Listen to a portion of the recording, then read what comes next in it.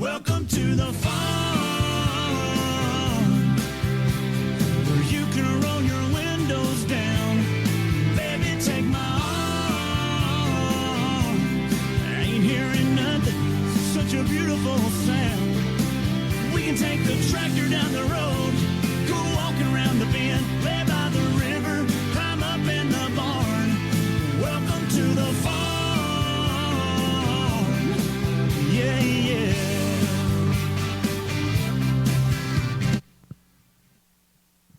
All right. Well, welcome to the farm. My name is Greg Hamas, and my wife is Rochelle, and she wouldn't come up here with me, so you can harass her later at our booth. But I'm a little nervous. I grew up a city boy. I grew up in a subdivision in the Boise area, and now I'm a farmer up in North Idaho. So we've transitioned a lot, and I've changed a lot, thank goodness, and I'm still hoping to change more. So I thought and prayed a lot about how to do this. I think what I'm going to share might be a little motivating, and so I don't want to dump the whole deal on you at once and make you feel like, well, that's all cool and neat for you, but that has nothing to do with me. And so I want to share my journey a little bit just so you could see what could be possible, especially for you young people out there. In a lot of the research I've done in the books and all these people that are coming online, the younger generation is a little more open, where farming is great, what traditional farmers have learned is great, but there's always new things. And I personally believe that as we get back to Eden, back to the way things were with the religion of the fathers, that we have to be open and let go of unbelief. It's all things are temporal and spiritual, and so that's true with farming. So this is okay. Here we go. I've got access now. This is good. Okay, so I titled it "Back to Eden: The Religion of the Fathers" because I feel very strongly that we have to learn to work with the earth. You know, I appreciated the scriptures and things that have been shared and the thoughts about agriculture and preparedness. But we're not going to have a nursery or a Costco or a Old Navy when Babylon falls. I mean, we know very clearly that the day will come when we won't be able to buy or sell unless we've taken upon us the mark of the beast. And so I appreciate the scriptures that we have that share some details about that. So in our journey, we, I think it was 2014, 2015 were the blood moons. In Genesis it says, "And I, God, said, let there be lights in the firmament of the heaven to divide the day from the night, and let them be for signs and for seasons and for days and for years." Man can manipulate a lot of different things, but he cannot manipulate the stars and the moon and the sun. And so, I've always had an innate love for the scriptures, and so as I saw these things happening, it caught my attention, especially the blood moons, 2014, 2015, Sukkot, Passover, 4 in a row. It was, to me, it's really clear that that's very significant, especially since it's in all standard works, that particular sign. And so I'm doing my job, doing things, and I'm just thinking and observing and wondering what God wants me to do. There's a time I was sitting in my cubicle at work. I sold containers and packaging, and I was in a little office space and making really good money and enjoying it to some extent. But and I had been contemplating this. I had some things going on at work, and there was one day I was sitting in my booth, and I just thought, man, when this all goes down, what do I have to contribute? I'm a sales rep. And I thought, I don't know what I really have. And so I talked to my bosses, and they were super nice. I just explained to them really clearly my situation, what I was thinking and feeling, and took my pay stubs in. I got a skid steer, a trailer, and a truck, and I had never owned. Well, I had a fencing business when I first started after school, but my dad's a dentist. I'm raised in a subdivision. I'm not a super mechanic farm boy type thing, you know. And so I got this skid steer trailer truck, and I put an ad on Facebook, and people started calling us to do stuff, and I started learning, you know. And there are other landscapers that helped me, that mentored me a little bit, and it was a blast. I loved it. We started learning about Back to Eden, and I would highly recommend backtooedenfilm.com. It's another gardening method. You've heard some really neat ones today as well. But Back to Eden Film was a huge permaculture concept that really resonated with us. We did one in our yard. We did one. In fact, when we first got married, we moved into a starter subdivision in Middleton, Idaho, southern Idaho, and then we moved to a 0.7 acre home to have some room for my fencing material. I had a fencing business, and then we put wood chips over the top of our gravel, so it was rock and sand, and we ended up with this beautiful soil.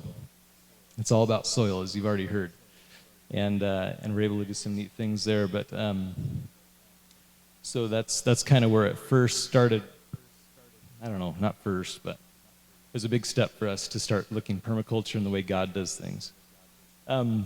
So on top of that, we were doing dry pack, we were doing canning, and so I'm going to show our journey from. I remember specifically thinking, man, when we're called to leave, the pattern in the scriptures is really clear. When people reject their God, He sends them out, right? And so I was thinking, you know, how do I get all this food storage out? And in fact, I said to Rochelle, like, we need a U-Haul or something. And the next day on the side of the road, I saw a U-Haul for sale. I ended up buying that. And then as time went on, and this is like, you know, 2017 maybe, that I'm having these thoughts. And I'm like, it's more, it's deeper. It's not just dry pack. It's not just a bunch of buckets. I really started to feel this is a way of life, and a way to get back to Eden, back to the earth, back to God, back to the religion of the fathers. You know, I think about Adam in the garden, and there was a religion like this, oh, you sign up for this church or this church. No, the religion of the fathers was a way of life. It wasn't a compartmentalized life. And we're finding that with our family. There's just natural learning. There's natural blessings and natural things that happen in death and birth, and beauties that we learn without even having to try, if we go back to the religion of the fathers. So at one point we lived in an RV, and then we ended up buying a property right next to it, a little subdivision of 3 acres, and we had about 1.5 acres of pasture land on a hillside. Not great pasture, but we started experimenting with some of the things that we had read in these books. So we became Joel Salatin junkies, the urban farmer junkie, the market gardener, what's his name, Justin Rhodes, all these homesteaders, all these permaculture people. And I was in my skid steer listening to Audible books, and my sons were working with me, and then they were reading and listening to these books too. And so we got our first milk cow. We had dabbled in goats a few years before that. We had dabbled in pigs. We had dabbled in some things. So we decided to go all in. We got a milk cow. That's our first calf there, Maggie, Ruby, and Maggie.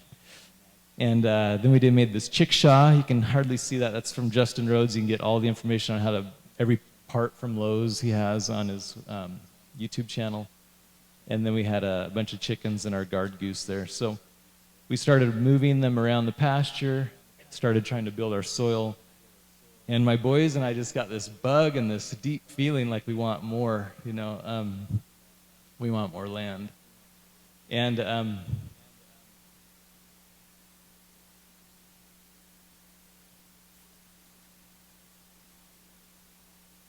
so we started looking, and you know, it was about this time that I was having some issues with my spiritual journey too, which I think is one, temporal and spiritual. And so it was an interesting time, and I wasn't expecting to get emotional, but I didn't want to leave Middleton area until I felt right. towards lots of people that I felt, had misunderstood and misrepresented me. So so then we were looking for land, and we found this decked out property in North Idaho up by Bonner's Ferry, and I thought that meant Glenn's Ferry, which is just an hour and a half north of Boise, and I didn't realize Bonner's Ferry existed. So anyways, we decided to go up there and make a ski trip out of it. We saw a couple properties, and we ended up landing on our property that we had. So I want to share this scripture. If we press on and gain the Lord's gathering as a hen gathers her chicks under her wings, then we should give strict heed and diligence to him. Yea, blessed are those whose feet stand upon the land of Zion, who have obeyed my gospel, for they shall receive for their reward the good things of the earth, and it shall bring forth in her strength. And they also shall be crowned with blessings from above, yea, and with commandments not a few, and with revelations in their time, they that are faithful and diligent before me.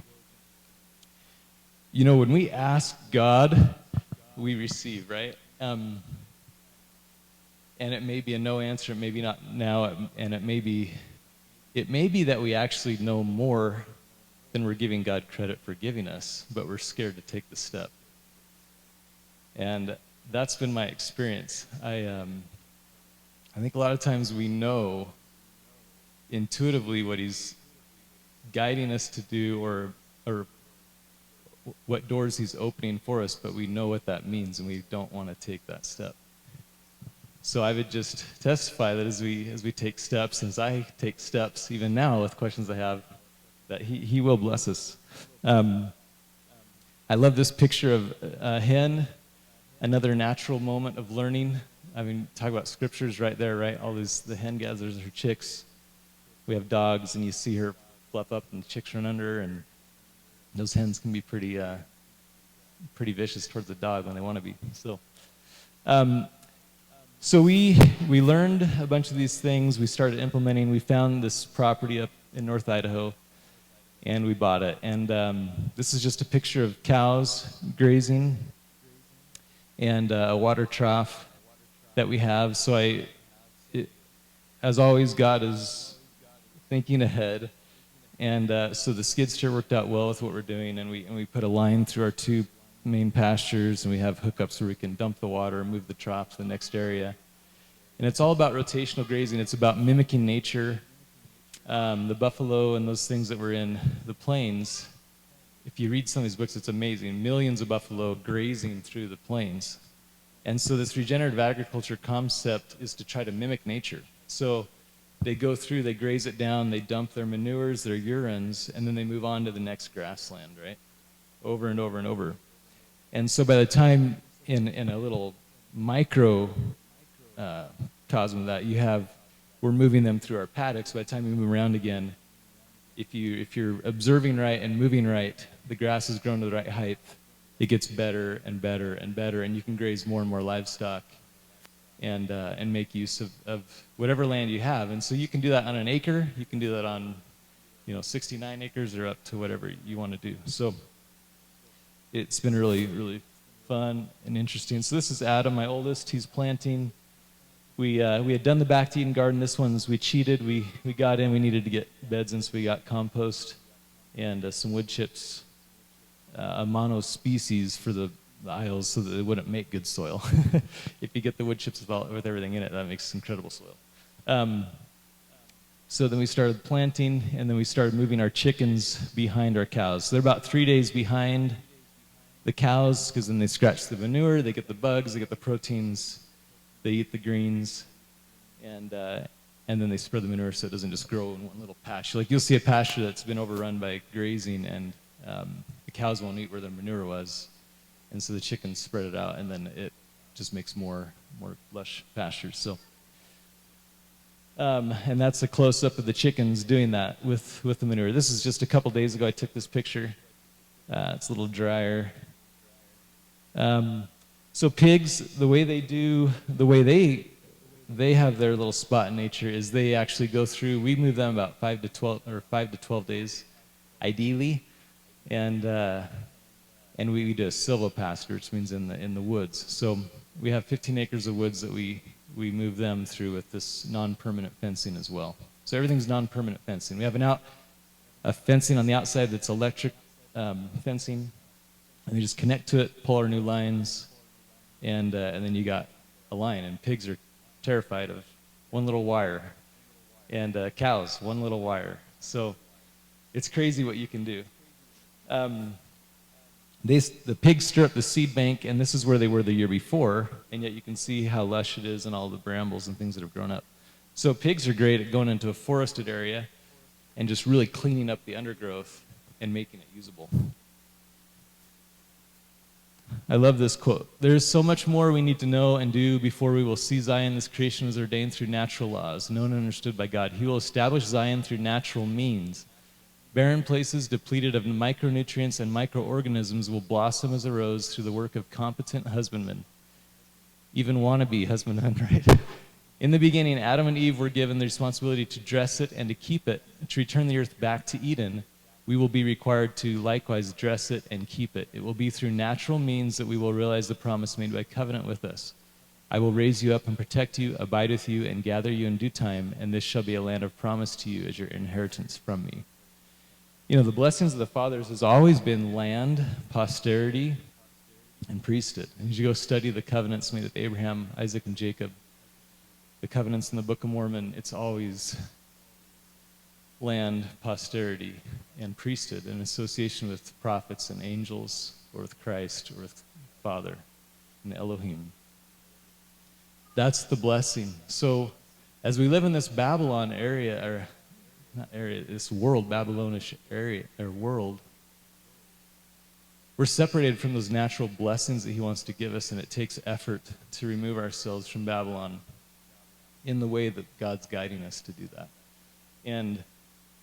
And we have to work and caress the earth, right? Like, I think there's a lot of interesting things going on with our food production and processed foods with, you know, God, the whole Christian world, you know, knows that Adam was given this earth to have dominion over it. And I think we think of dominate the earth and physically push the earth and make her do what we want it to do. And yet she's a living organism, and if we work with her and caress her, and she will give back. I love that video of that guy that Brother Mr. Fargo shared. She has springs. She will blossom as a rose. She will bring forth waters of Eden, right? Like she will work with us if we repent and come unto God and listen and act on the promptings that He's given us.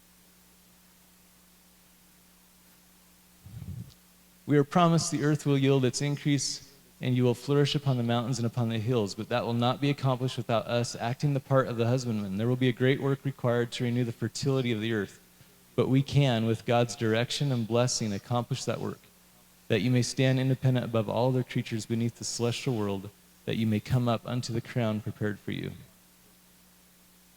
Such a great quote. I think we're in this world of getting 89.5% and talking to our instructor, and they give us an A and pass us, and it's like, no, it's the doctrine of the restoration that Alma talks about, right? Like, we'll be restored to that which we've become. This earth will be restored to that which she's become with our help, and those that are remaining will have learned to do that, in my feeling on that. And so it's not just going to, oh, you've been righteous enough. Now we're going to cleanse the earth by fire, lift you up, and bring you down, and she's going to be blossoming as a rose, and everything will be good and hunky-dory. I just don't see it that way at all. And I think these quotes that I just shared, I believe, are saying that as well, that we need to take the time to work with her. Okay, I'm trying to not get too detailed on what we do. You can talk to me at a table that I'll take. If you're interested. But here's a little video of Adam and moving cows. So we'll see if this works for me here.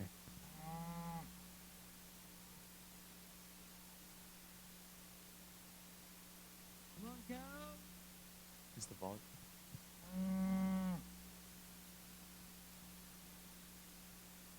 So this is Phoebe, our milk cow. She's a Normandy from a French breed. Lots of cream. So if you're into butter and yogurts and cheese, that's a really good breed. The rest of the steers. And our first year heifers that we don't want bred yet.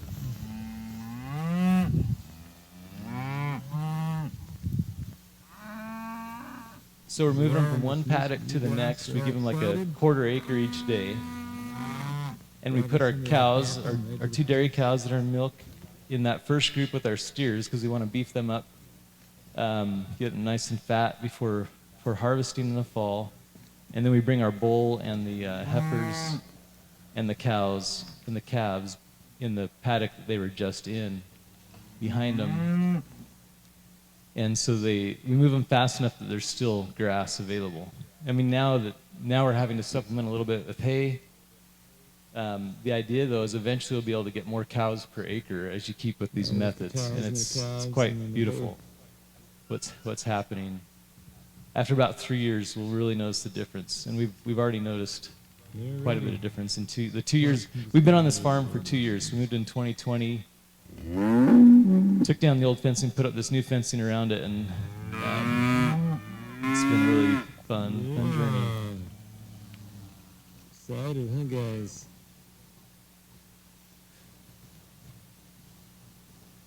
These are Red Angus mainly, and then Phoebe's and Normandy. There's our Jersey Guernsey, Maggie.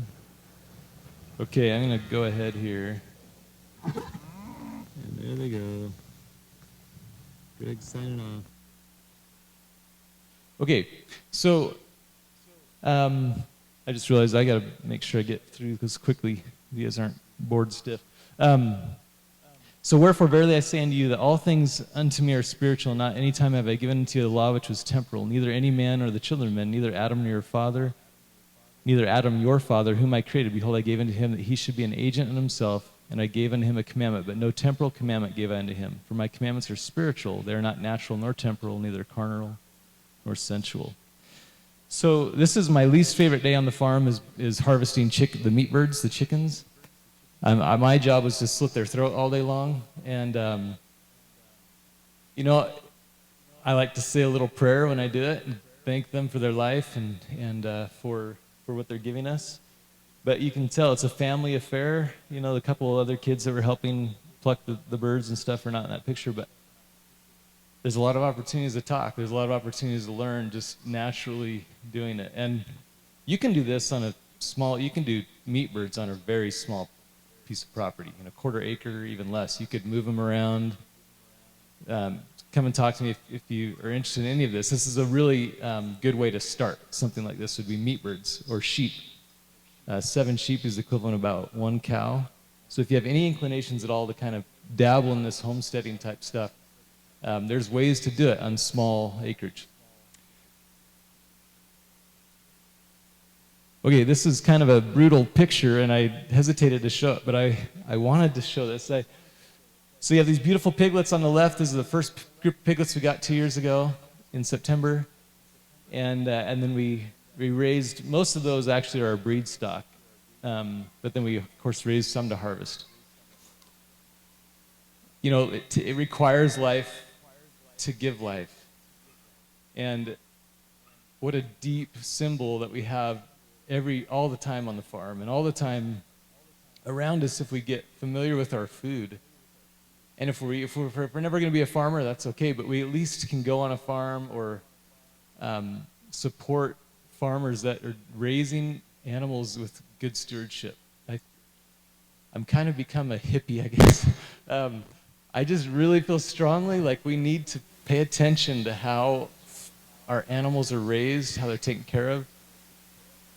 I believe we're accountable to God for what we're eating and what we're supporting and what industries we're supporting. And I believe there are those concentrated animal feed operations. Droppings are falling on top of their head. They're in a tight cubicle, or chickens in a 1 by 1 by 1. And is that really the way God wanted these birds and these animals to be raised? And yet we support them. I mean, I support them. I'm not perfect at this, but I think there's a degree of repentance that might need to take place for me and probably for some of us on this side of things. So there's also some other natural things we learn on the farm. If you can read that, get some roosters for eggs and raise some bulls for milk, then you'll see that gender matters, especially at milking time. So I know it might be a little creative. I'm not that type of person. But it's just the facts of life. I mean, there's a lot of birds and the bees conversations, for example, you can have with your kids that you almost don't even have to have at some point, because there's a lot of stuff going on at the farm. Okay, I'll play this for you here.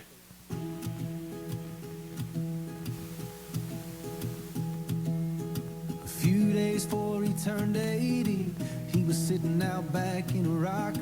He said, "What you been up to lately?"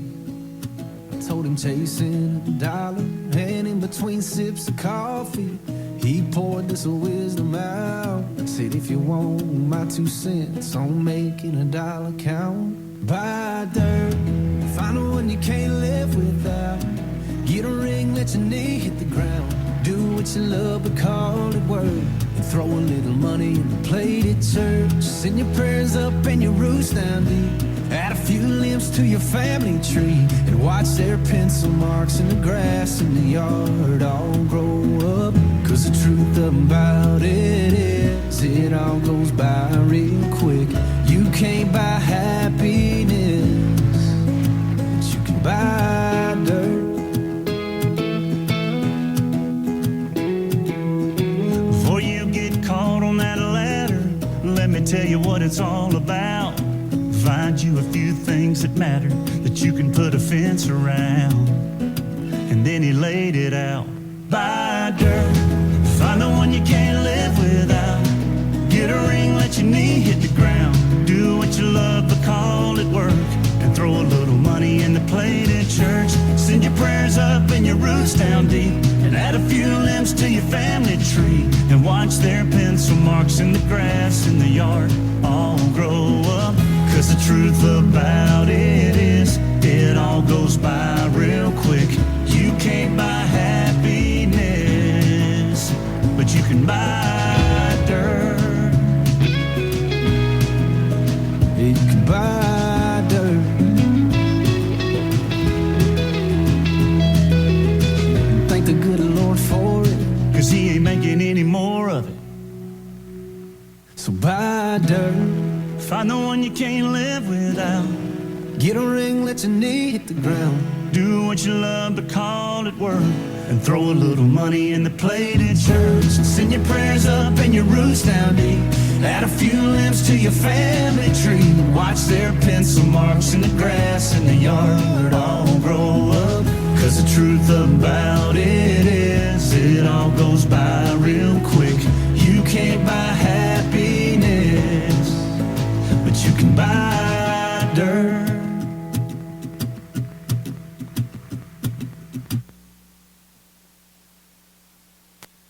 Okay.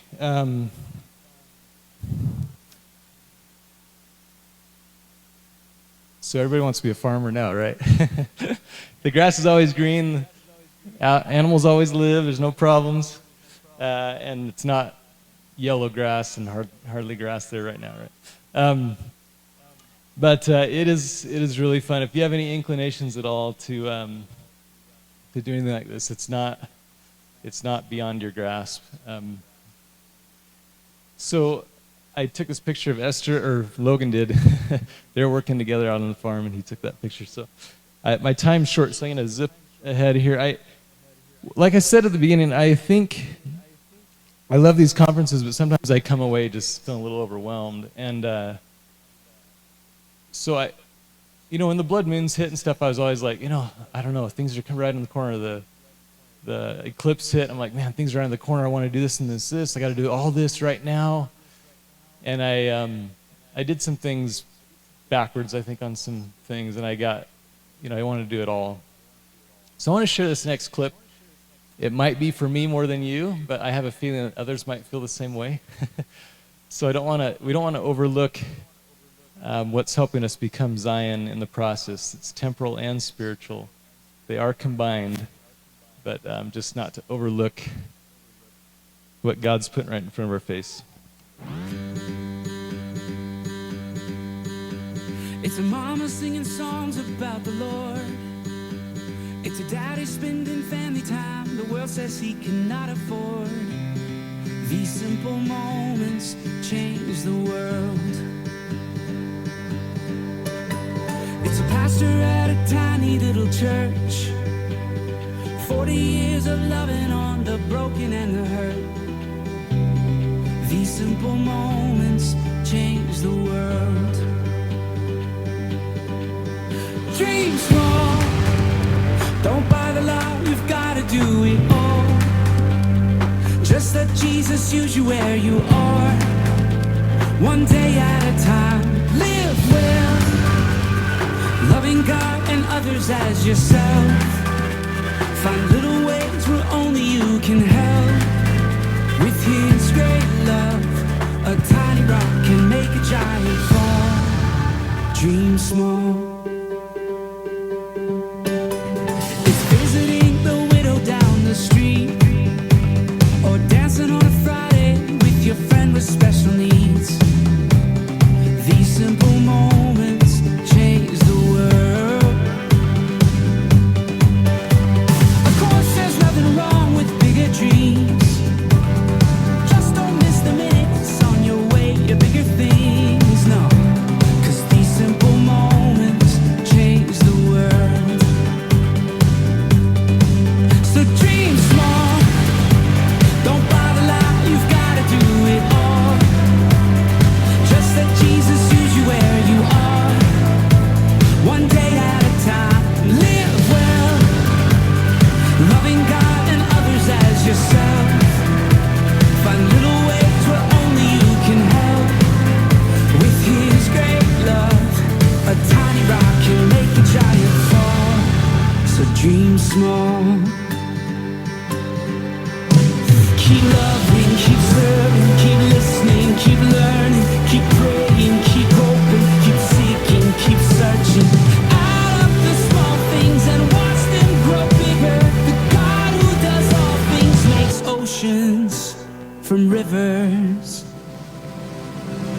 So dream small, don't buy the lie, you've gotta do it all. Just let Jesus use you where you are. One day at a time, live well, loving God and others as yourself. Find little ways where only you can help. With His great love, a tiny rock can make a giant fall. Yeah, find loaves and 2 fish and feed them all. So dream small, dream small.